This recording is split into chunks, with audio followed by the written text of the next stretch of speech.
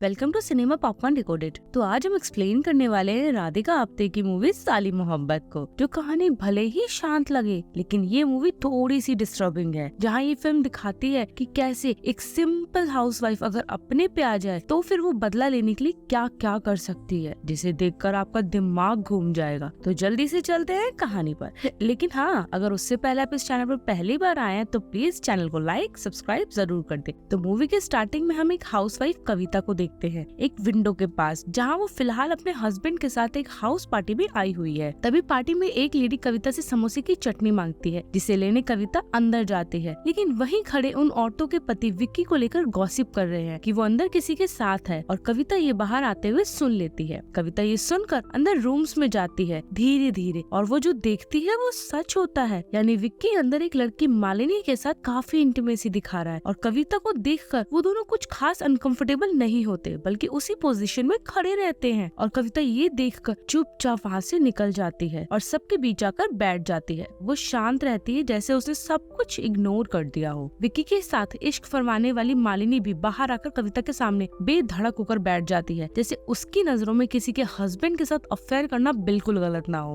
वहाँ बैठी सारी लेडीज मालिनी को उसकी खूबसूरती का कॉम्प्लीमेंट दे रही होती है, जैसे कि सिर्फ एक वही इस दुनिया में आखिरी खूबसूरत औरत हो। कविता उनके बीच बैठी खुद को सबसे दूर और नेग्लेक्ट महसूस करती है, जैसे कि उनके बीच एक बदसूरत औरत बैठी हो। तभी उन लेडीज की बात काटते हुए कविता यहाँ एक इम्पोर्टेंट सवाल करती है कि क्या एक औरत के लिए उसकी खूबसूरती ही इम्पोर्टेंट है। तभी वहाँ ये जवाब देने कविता के पति विक्की को बुलाया जाता है, जहाँ विक्की का ध्यान अभी भी मालिनी के सीने यानी ब्रेस्ट की तरफ है, और कविता उसकी नजरों को देख रही है और अंदर से बड़ी परेशान भी है। विक्की मालिनी की तरफ देखते हुए यही कहता है कि औरत खूबसूरत हो तो अच्छा, और ना भी हो तो भी अच्छा। यानी उसने एक ही तीर से मालिनी और कविता दोनों को कंपेयर कर दिया। इसका जवाब देने के लिए कविता उन सबको फुर्सतगढ़ की एक समझदार हाउसवाइफ स्मिता की कहानी सुनाना शुरू करती है, जिसे पेड़ पौधों से और अपने पति से बेहद प्यार है। स्मिता को पौधों से बहुत लगाव है, और ऐसा कोई पौधा नहीं जिसके बारे में उसे नहीं पता हो। शादी के बाद वो भी अपने पति के साथ अपने पापा के घर में ही रहती है, हालांकि अब उसके पापा इस दुनिया में नहीं है। स्मिता अपने घर के पौधों का ख्याल अपने पिता समान बुजुर्ग पड़ोसी के साथ मिलकर रखती है, क्योंकि वो उसके पापा के इकलौते दोस्त रह चुके हैं। वहीं दूसरी तरफ कहानी में एंट्री होती है एक लालची पुलिस इंस्पेक्टर की, जिसका नाम है रतन। सुबह सुबह वो थाने जाने से पहले टैंकर से पानी भर रहा होता है, और साथ ही साथ अपने पापा से शिकायत भी करता है कि यार कम से कम घर में एक मोटर तो होनी चाहिए। उधर स्मिता किचन में काम कर रही होती है, तभी उसकी नौकरानी मार्केट से फ्रेश मशरूम लेकर आती है। मशरूम देखते ही स्मिता उसे बाहर ले जाने को कहती है, क्योंकि उसके पति को दमा है और धूल मिट्टी से उसे सांस लेने में तकलीफ होगी। तभी स्मिता के पास उसके दूर की मौसी का फोन आता है। वो बताते हैं कि उनकी बेटी शालू की नौकरी लग गई है और वो भी उसी शहर में रुकना चाहती है, लेकिन स्मिता बिना सोचे समझे उसे अपने घर में रहने का इनविटेशन दे देती है। आखिर बहन ही है, कहीं और क्यों रुके। फोन काटते ही स्मिता घर में शालू के आने की तैयारी में लग जाती है। वहीं दूसरी तरफ रतन नौकरी के लिए तैयार होकर निकलता है, लेकिन थाने जाने से पहले वो सीधा पहुँचता है गजेंद्र भैया के पास। रतन एक ऐसा पुलिस इंस्पेक्टर है जो बड़ी और आरामदायक जिंदगी सपने तो देखता है,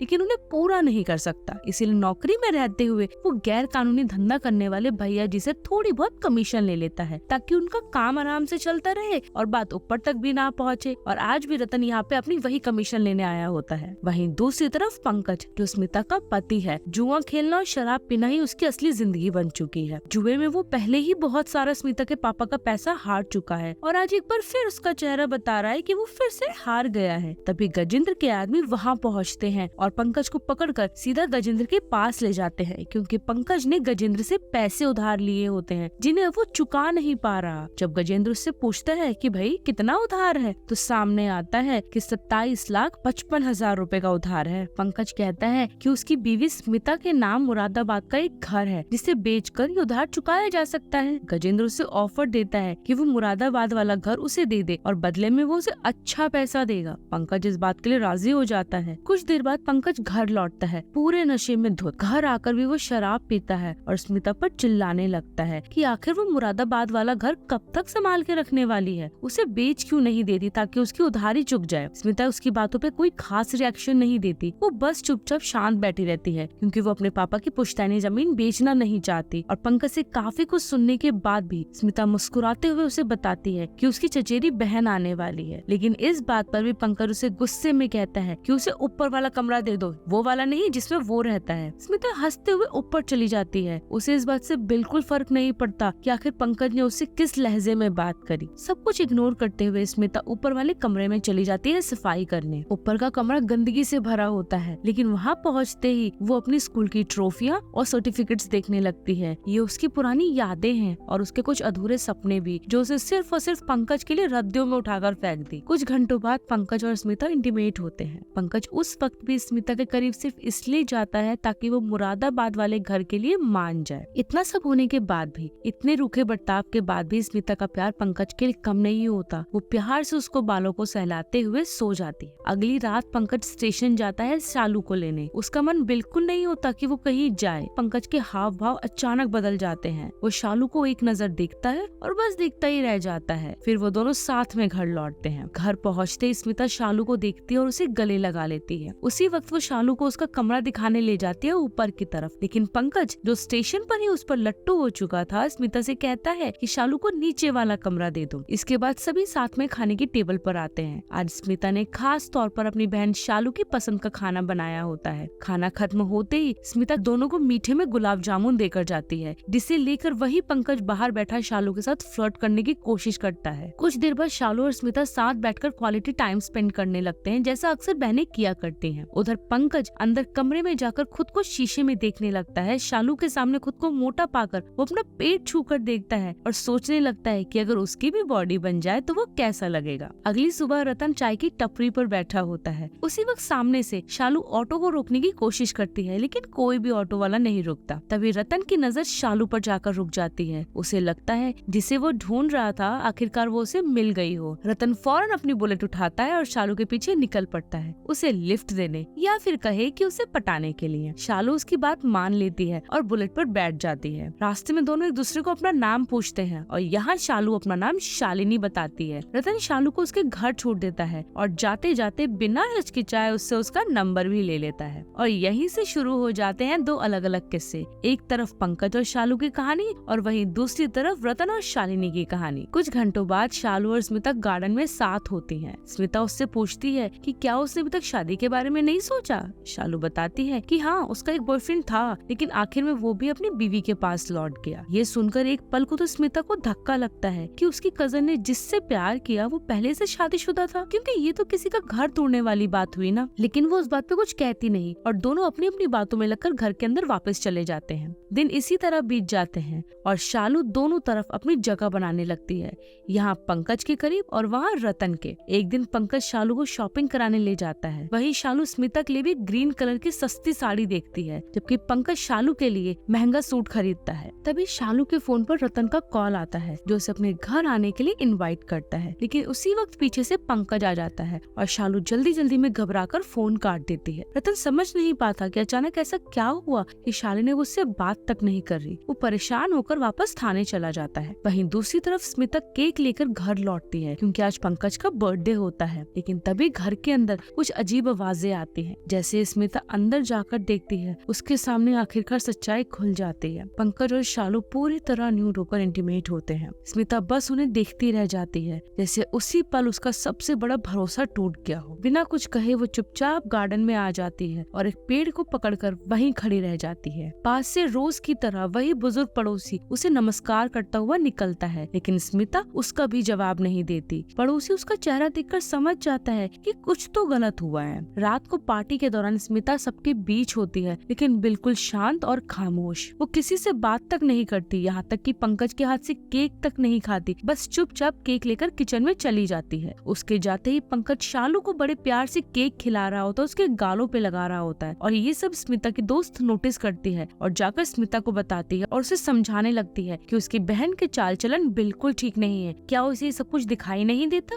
लेकिन स्मिता उसकी बात का कोई जवाब नहीं देती, बस शांत रहती है। उसी रात शालू अपने कमरे में होती है, तभी उसके फोन पर उसकी मम्मी का कॉल आता है। पहले तो वो नॉर्मली हालचाल पूछती है, लेकिन कुछ ही देर में शालू की मम्मी के बात करने का लहजा बिल्कुल बिगड़ जाता है। शालू की मम्मी उसे डांटते हुए कहती है कि वो अपनी ही उम्र का कोई लड़का क्यों नहीं ढूंढ लेती, क्योंकि वो जानती है कि उनकी बेटी कैसी है, दूसरे मर्दों की तरफ खींची चले जाने वाली। शालू इरिटेट होते हुए एक शब्द नहीं कहती और झट से फोन काट देती है। इसके बाद वो अपनी बैकलेस पिक्चर क्लिक करती है और वो सेल्फी पंकज को भेज देती है, सिर्फ इस इरादे से कि पंकज पंकज एक बार फिर उसके पास आ जाए और पंकज आने की पूरी कोशिश करता भी है, लेकिन उसी वक्त स्मिता जाग जाती है, जैसे मानो स्मिता खुद अपने पति पर नजर रखे हुए है। वो पंकज से पूछती है कि इतनी रात को उसे क्या चाहिए। पंकज पानी पीने का बहाना बना देता है। पंकज वापस रूम में आ जाता है, जहाँ स्मिता इस बार पंकज को सीड्यूस करते हुए उसके करीब आती है और उससे कहती है कि क्या वो शालू को कहीं और शिफ्ट करवा दे, क्योंकि यहाँ से उसे ऑफिस काफी दूर पड़ता है। स्मिता यहाँ बहाना बनाती है कि शायद इसी बात से शालू यहाँ से चली जाए, लेकिन पंकज कुछ नहीं कहता और मुंह मोड़कर सो जाता है। सुबह सुबह शालू स्मिता के कमरे में आती है। स्मिता अपने काम में लगी होती है। शालू आते वही ग्रीन कलर की साड़ी उसे देती है। वो पहले से ही शालू की वजह से अंदर से परेशान होती है, लेकिन बेचारी कुछ कह नहीं पाती। बस इतना कहती है कि बिल्कुल ऐसी ही साड़ी उसके पास पहले से है और साड़ी उठाकर अलमारी में रख देती है। तभी अचानक पंकज के फोन पर एक कॉल आता है। वो फौरन उठता है और कमरे से बाहर निकल जाता है। कुछ देर बाद देखते हैं कि पंकज एक बार फिर से स्मिता से लड़ाई कर रहा है जमीन को लेकर, और स्मिता मना कर देती है क्योंकि वो कॉल और किसी का नहीं बल्कि गजेंद्र का था। पंकज उसकी बात सुनते ही गुस्से में फिर से शराब पीने लगता है और कुछ देर बाद घर से निकल जाता है सीधा गजेंद्र के पास। गजेंद्र से बात करते हुए उन्हें उनका पड़ोसी देख लेता है, क्योंकि उसको लगता है कि गजेंद्र और पंकज मिलकर स्मिता को मारना चाहते हैं ताकि जमीन मिल जाए। अगले दिन पड़ोसी स्मिता से बात करता है। वो कहता है कि पौधों से उसका लगाव बहुत अच्छी बात है, क्योंकि वो समझदार है और जानती है कि इंसान में और पौधों में क्या फर्क है, लेकिन साथ ही इशारों में ये भी बता देता है कि उसके अपने ही लोग उसके लिए अब खतरा बनते जा रहे हैं। स्मिता ये सुनते ही समझ जाती है कि पंकज जरूर उसके लिए कोई जाल बिछा रहा है ताकि वो मुरादाबाद वाला घर उसके नाम कर सके। अगले दिन सुबह घर में अजीब सी शांति होती है। पंकज नाश्ते की टेबल पर आता है और स्मिता उसके लिए नाश्ता लेकर आती है। तभी पंकज कैजुअली कह देता है कि आज शाम को 6:30 बजे माथुर पैसे लेकर आएगा, इसलिए स्मिता घर पर ही रहे। स्मिता यहाँ समझ जाती है कि पंकज वाकई उसे मारने की प्लानिंग कर रहा है। कुछ देर बाद शालू भी ऑफिस के लिए निकलती है। स्मिता उसे जबरदस्ती उसका फेवरेट सब्जी देती है और कहती है कि इसे खाना जरूर। दोपहर करीब 3:30 बजे शालू अचानक घर लौटती है और आते ही सीधा वॉशरूम चली जाती है। स्मिता के पूछने पर वो कहती है कि खाना खाने के बाद से उसकी तबीयत कुछ ठीक नहीं लग रही। शाम के वक्त स्मिता अपनी दोस्त की पार्टी में जाने के लिए निकलती है, लेकिन जाने से पहले जो बात पंकज ने उससे कही थी वही बात वो शालू को समझाकर निकल जाती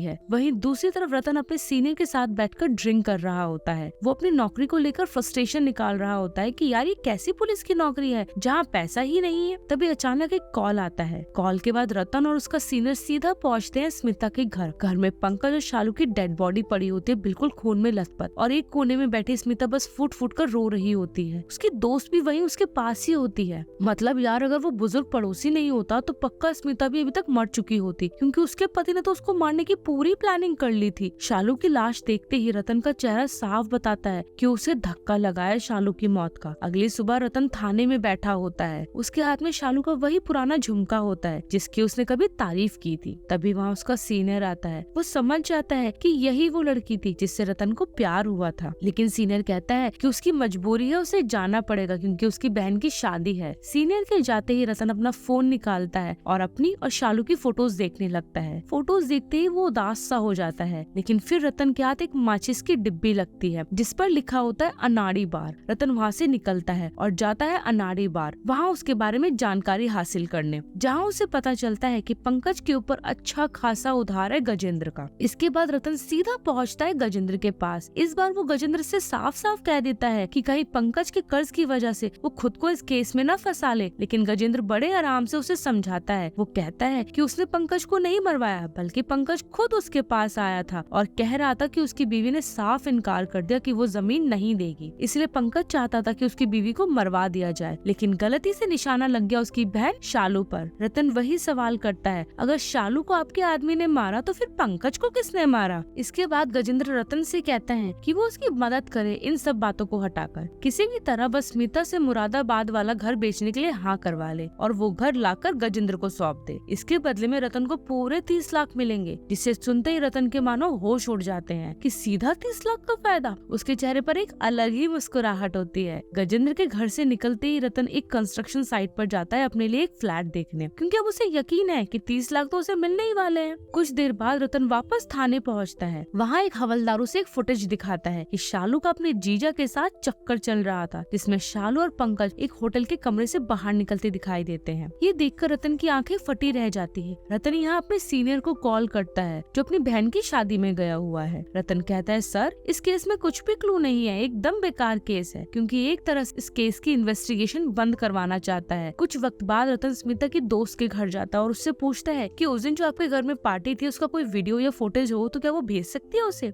और वो उसके लिए हाँ कह देती है। वहीं से रतन स्मिता के घर के लिए निकलता है और स्मिता के घर पहुंचते ही बातों बातों में वो कहता है कि पंकज पर करीब 27 लाख का कर्ज था। ये सब अकेले मैनेज करना मुश्किल होगा, अगर वो चाहे तो वो मुरादाबाद वाली प्रॉपर्टी बेच सकती है, जिस काम में रतन उसकी हेल्प कर देगा। लेकिन स्मिता का जवाब साफ होता है कि वो घर नहीं बेचेगी और रतन की सारी बातों को इग्नोर कर देती है। कुछ वक्त बाद स्मिता और उसका बुजुर्ग पड़ोसी गार्डन में होते हैं। पड़ोसी आराम से स्मिता को समझाता है कि अगर पौधों की जड़ें मजबूत हो तो वो कहीं पर भी फल फूल सकते हैं। इतना कहकर पड़ोसी एक गमला उठाता है और स्मिता के हाथों में रख देता है। उस पौधे का नाम वत्सना भा है, एक ऐसा जहरीला पौधा कि कम मात्रा पर लेने में लकवा मार सकता है और ज्यादा मात्रा लेने में ये एक बेहद खतरनाक जहरीला पौधा है, यानी किसी की भी मौत हो सकती है। क्योंकि यहाँ पड़ोसी का कहना होता है कि अगर इसे किसी को मारा जाए तो वो चीज ब्लड में नहीं आती, और बस इतना कहकर पड़ोसी वहाँ से निकल जाता है। वहीं दूसरी तरफ रतन थाने में अपने काम में लगा होता है। तभी उसके फोन पर कुछ फोटोज आती हैं। वो ध्यान से उन तस्वीरों को मिलाता है तो उसे साफ दिखता है कि स्मिता ने साड़ी बदली हुई है। यहीं से असली इन्वेस्टिगेशन शुरू हो जाती है। रतन एक तरफ शालू के ऑफिस जाकर पूछताछ करता है, वहीं दूसरी तरफ पड़ोसी स्मिता के घर एक ब्रोकर लेकर आता है ताकि घर दिखाया जा सके, क्योंकि अब स्मिता ने उस घर को बेचने का फैसला कर लिया है जिसमें वो खुद रहती थी। सारे सबूत इकट्ठा करने के बाद रतन स्मिता के घर आता है और फिर एक बार कहानी सुनाना शुरू करता है, वो भी एक एक परत खोलते हुए। वो बताता है कि जन्मदिन की रात ही स्मिता ने शालू और पंकज के फोन से एक दूसरे के नंबर ब्लॉक कर दिए थे ताकि उनके बीच किसी भी तरह का कोई कांटेक्ट न रहे। और फिर जो कांड स्मिता के साथ होना था वही कांड शालू के साथ हो गया, यानी जो मर्डर पंकज ने अपनी बीवी के लिए प्लान किया था वही गलती से शालू पर लागू हो गया। रतन ये भी बताता है कि शालू और पंकज की मौत के बीच करीब 1 घंटे का फर्क था और पंकज की मौत चाकू से नहीं हुई थी, उसकी असली वजह थी हार्ट अटैक। इसके बाद रतन बताता है कि उसके पास स्मिता की अलग अलग साड़ियों में तस्वीरें हैं, जो वो दिखाता है कि कैसे स्मिता ने अपनी साड़ी को धोकर दूसरी साड़ी पहनकर वापस पार्टी में आई होगी। इतना ही नहीं, रतन के पास एक और पक्का सबूत होता है, क्योंकि फोटो तो गलत साबित हो सकती है लेकिन ये सबूत नहीं। स्मिता के फोन का नेटवर्क जो उस वक्त स्टेशन के पास दिखा रहा था, क्योंकि इतनी रात को वो ट्रेन की पटरियों के पास क्या कर रही थी। इतना सब कहने के बाद रतन सीधा मुद्दे पे आता है। वो साफ साफ शब्दों में कहता है कि मुरादाबाद वाला घर उसके नाम कर दे, साथ ही ये भी वार्निंग देता है कि उसके साथ कोई चालाकी नहीं चले। इतना कहकर रतन वहाँ से चला जाता है। कहानी वापस प्रेजेंट में आती है, जहाँ सब लोग बस यही गॉसिप करते हुए दिखते हैं कि बेचारी स्मिता फंस गई। आखिर बेचारी करती भी तो क्या। इन सब गॉसिप के बीच कहानी फिर से फ्लैशबैक में चली जाती है। फ्लैशबैक में स्मिता प्रॉपर्टी के पेपर बनवाने में लग जाती है और साथ ही उस घर से जाने की तैयारी भी शुरू कर देती है। धीरे धीरे वो पूरा घर खाली कर देती है और आखिर में पूरे घर में सिर्फ स्मिता रह जाती है। वहीं दूसरी तरफ रतन अपने सीनियर की बहन की शादी के लिए घर से निकलता है, लेकिन रास्ते में वो सीधा गजेंद्र के पास पहुंचता है। वहाँ वो अपनी असली डिमांड रखता है कि अब 30 लाख नहीं बल्कि कम से कम 3 से 4 करोड़ चाहिए। वजह साफ है, मुरादाबाद वाली प्रॉपर्टी की कीमत बहुत ज्यादा है और अब उसे भी बड़ा हिस्सा चाहिए। वहाँ से निकलते ही रतन सीधा स्मिता के घर पहुँचता है मुरादाबाद वाली प्रॉपर्टी के पेपर लेने। स्मिता उसे प्यार से चाय ऑफर करती है, लेकिन रतन साफ मना कर देता है। उसे शक होता है कि कहीं चाय में जहर ना हो। वो सीधा पेपर की बात करता है, यानी मुद्दे पर आता है। रतन पेपर उठाता है और पढ़ने लगता है। उस वक्त कैमरा इतना टाइट फोकस पर होता है कि जैसे मानो अब भी कुछ अनहोनी घटना घटने वाली है। तभी रतन अचानक से स्मिता से सवाल करता है कि उसने पंकज को मारा कैसे और उसे पता कैसे चला कि पंकज और गजेंद्र उसे मरवाना चाहते हैं। बस इतना कहते ही रतन की जुबान लड़खड़ाने लगती है, उसका मुंह टेढ़ा हो जाता है। तभी साफ होता है कि स्मिता ने उन्हीं कागजों पर उस फूल का अर्क लगाया था जिससे रतन को लकवा हो गया। करीब 1 मिनट बाद वही बुजुर्ग पड़ोसी आता है और बताता है कि उसका घर बिक चुका है, पूरे 64 लाख। वो पैसे लाकर स्मिता को दे देता है। स्मिता रतन के हाथ से पेपर छीनती है और अपने दुपट्टे के साथ उन्हें जला देती है। सब काम खत्म होने के बाद पड़ोसी बस इतना कहता है कि अगर मौसम ने चाहा तो फिर मिलेंगे। स्मिता जेल नहीं जाना चाहती थी, इसीलिए उसने रतन को फंसाया पेपर बनवाने के लिए। लेकिन अब जब जमीन उसने अपने पति को नहीं दी तो उसे क्यों देती, इसीलिए उसे भी एक तरीके से मार दिया वो जहर देकर। अगले ही पल पड़ोसी किसी एक बड़े से ब्रिज के पास पहुंच जाता है और वहीं जाकर रतन की डेड बॉडी को नीचे फेंक देता है। वहीं दूसरी तरफ स्मिता भी अब घर छोड़ देती है। वो घर को छूटते वक्त बस अपने हाथों से लगाए पौधों को देखती है, क्योंकि उसे उसने बहुत लगाव से लगाया था। खैर, वो रेलवे स्टेशन पर बैठी होती है। उसके पास एक बैग है और साथ में वही 64 लाख रुपए होते हैं। कहानी फिर से प्रेजेंट में लौटती है, जहाँ कविता सबके सामने कहती है, स्मिता यार सुंदर नहीं थी, इसीलिए वो दुनिया की भीड़ में कहीं गुम हो गई। तभी उन्हीं में से एक औरत पूछती है, लेकिन आखिर उसने पंकज को मारा कैसे? इसके साथ ही कहानी फिर से फ्लैशबैक में जाती है, जहाँ स्मिता के पास पंकज का इनहेलर होता है। वो जानबूझकर उसे अपने पैरों से दूर फेंक देती है। पंकज जो चाकू उठाने टेबल की तरफ जाता है, लेकिन वहाँ मशरूम रखे होते हैं जिन पर थोड़ी बहुत मिट्टी लगी होती है, और उसी डस्टिंग की वजह से उसे फौरन सांस लेने में दिक्कत होती है और वो वहीं गिर जाता है। स्मिता उसके हाथ से चाकू छीनती है और उसी चाकू से वो उसके सीने में बेरहमी से घोंप देती है और उसे मार देती है। कहानी वापस प्रेजेंट में आती है। विक्की अब सोच में पड़ जाता है। उसे भी तो कविता सबसे पहले ट्रेन में मिली थी छपरौला स्टेशन पर। अब विक्की समझ जाता है कि कविता और स्मिता एक ही है। वो तुरंत कविता से वहाँ से चलने को कहता है। उधर रतन का सीनियर भी उसी जगह पहुँचता है जहाँ कविता आई थी, क्योंकि कविता उसी की बहन के घर आई हुई थी। ऑफिसर को देखते ही कविता बिना कुछ कहे वहाँ से निकल जाती है। कुछ देर बाद घर पहुंचकर कविता आईने के सामने खड़ी होती है। विक्की घबराते हुए उन्हीं 64 लाख रुपयों के बारे में पूछता है। तभी घर का नौकर आता है और बताता है कि कविता से मिलने कोई आया है। यहाँ स्मिता ने ये कहानी एंटरटेनमेंट के लिए नहीं सुनाई थी, बल्कि वो एक खुली वार्निंग विक्की को दे रही थी कि जो उस वक्त हुआ था वो अब भी हो सकता है। खैर, कविता बाहर आती है और देखती है कि वही बुजुर्ग पड़ोसी खड़ा है। मौसम बदल रहा है, सोचा मिलता चलूं, और वही जहरीला पौधा एक बार फिर कविता को दे देता है। वहीं दूसरी तरफ एक और सीन दिखाया जाता है कुछ घंटे पहले का। एक आदमी व्हील चेयर पे बैठा होता है। वो और कोई नहीं बल्कि रतन ही है। वो मरा नहीं था, बस उस वक्त बेहोश हो गया था। अब वो अस्पताल में है। गुस्से में लगातार कुछ लिखने की कोशिश कर रहा है। कांपते और लकवाग्रस्त हाथों से वो एक ही अक्षर लिख पाता है, एस, स्मिता के नाम का पहला अक्षर। और यही इस कहानी का अंत होता है। और अब ये कहानी क्लिफ हैंगर पे आके रुकती है कि क्या कविता विक्की को सबक सिखाएगी। बाकी आपको ये स्टोरी कैसी लगी, प्लीज हमें कमेंट बॉक्स में आकर जरूर बताएं। बाकी मिलती हूँ किसी और एक्सप्लेन वीडियो के साथ, तब तक ले टिल देन बाय।